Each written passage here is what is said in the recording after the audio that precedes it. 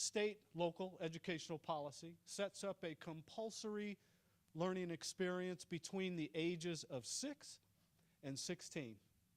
And so the reality in high school is that what can happen once they turn 16? They have the choice to cash it in. They have the choice to give up. They have the choice to legally drop out. And that's dangerous. And so if they don't have caring adults in their lives, if they do not have the ability to connect with meaningful people in their lives, if they don't have the ability to time travel, they will not live up to their potential. My dad used to tell me, and my father, he was a drug addict. He was an alcoholic, which made me a kid at Hope. But he used to tell me that nothing is worse than having the ability to do something and to be something and to not live up to it. Before I was principal at South, I had the pleasure of serving as athletic director at Maryvale High School. And if you know anything about Maryvale High School, there was and still is 3,000 kids on that campus. And so being an athletic director is a really cool job. Being a principal is a better one, but being an athletic director is a really cool job because you always get to interact with the kids in an extracurricular sort of context. So it's always very positive. It's always very uplifting. When I was a teacher, I was a government economics teacher. I had the pleasure of being a freshman football coach, a freshman basketball coach. I was a head track coach, and I coached the freshmen on track. And so as a teacher, it was interesting because as a senior teacher, I was a senior teacher, but I coached freshmen and mentored freshmen. And so as a school leader, as I emerged, I've always gravitated to freshmen. You see, that 8th grade to 9th grade transition is extremely important. That if they can be successful in grade 9, we set them up to be successful at a much higher level in grades 10, 11, and 12. And so with that focus in mind, I'm the athletic director at Maryvale High School, and I got to know this young man by the name of Dalvin Brown. And Dalvin, interesting young man. He's very energetic, very athletic, and he asked a lot of questions, typical freshman.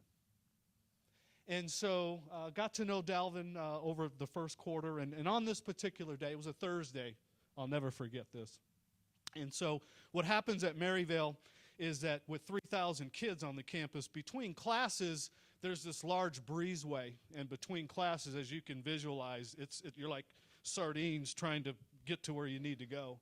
And I just so happen to be, I'm caught up in this student transition from one class to the next.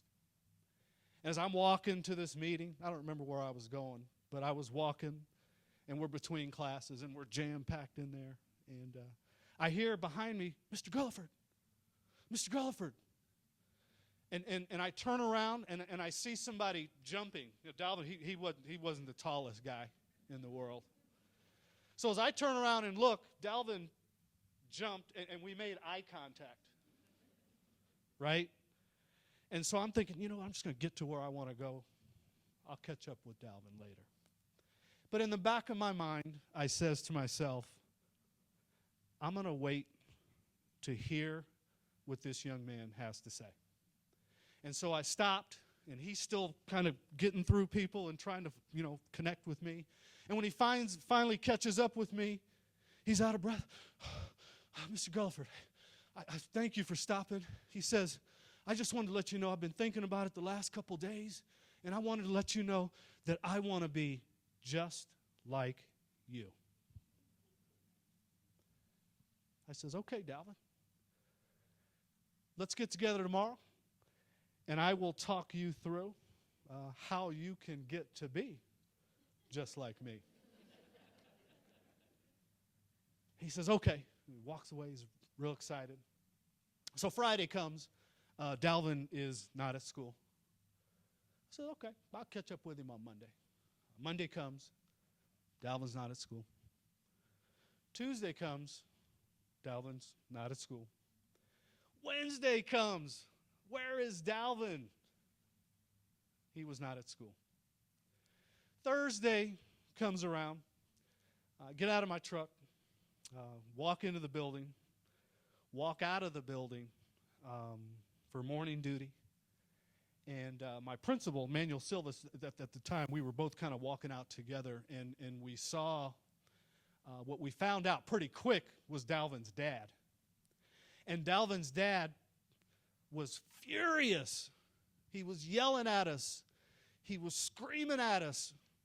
He was emotional, and he was so upset with us because the school kept calling his house because Dalvin was absent, and he was coming to tell us that Dalvin had been killed. He was run over by a car trying to get to school on time. Probably to have that meeting and that connection with me the next day.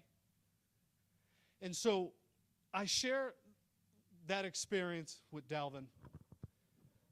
I've been working in education for 22 years now.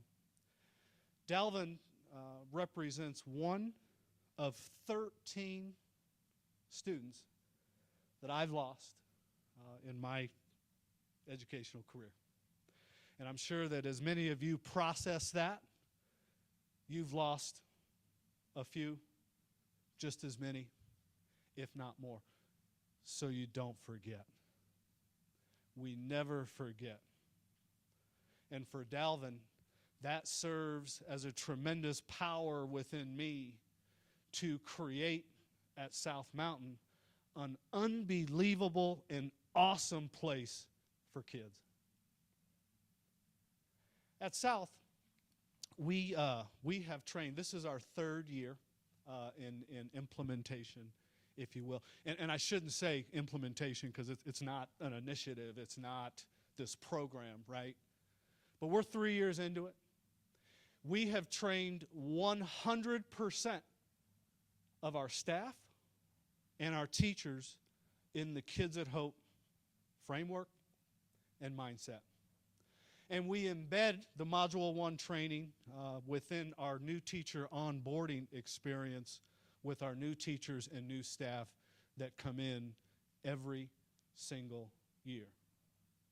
Because our goal is to create a place for kids that's highly professional, that's highly supportive, and that's highly loving.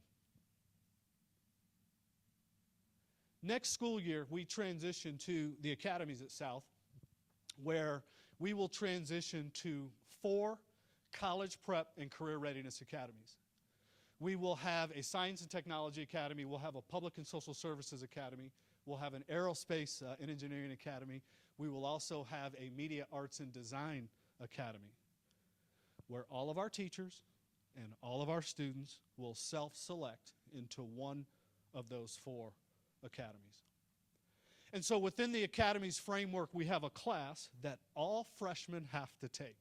It's called Academies 1. And in the Academies 1 experience, they will learn career research. They will learn self-regulating skills, conflict resolution skills. But the most important thing they're going to learn is the Kids at Hope mindset, the Kids at Hope framework, where we will educate them and engage them in believing, connecting, and time traveling. We also have a class that we call advisory. It meets every day. It's 4th hour. And so advisory is an academic and social intervention time period of the day. It's every single day, okay? And so 4 out of the 5 days, students have the ability to travel to other classes they may need academic support in. On Fridays is a no travel day, and on that day, our teachers reinforce the Kids at Hope mindset and framework, where we facilitate time travel activities, goal setting, career research, and many other things. And so we've created this culture, this system at South, and it's still emerging. We're not perfect. It's still emerging. But we've created this system at South through the Kids at Hope framework and mindset that has had a substantial impact on our graduation rate, which is increasing, our enrollment rate, which is increasing, our college attendance / graduation rate, which is increasing, and our dropout rate, which is decreasing. And so it's very real for us at South.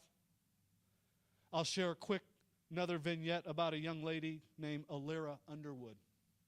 Alira, very bright young lady, very ambitious young lady, the queen of time travel. She's a student.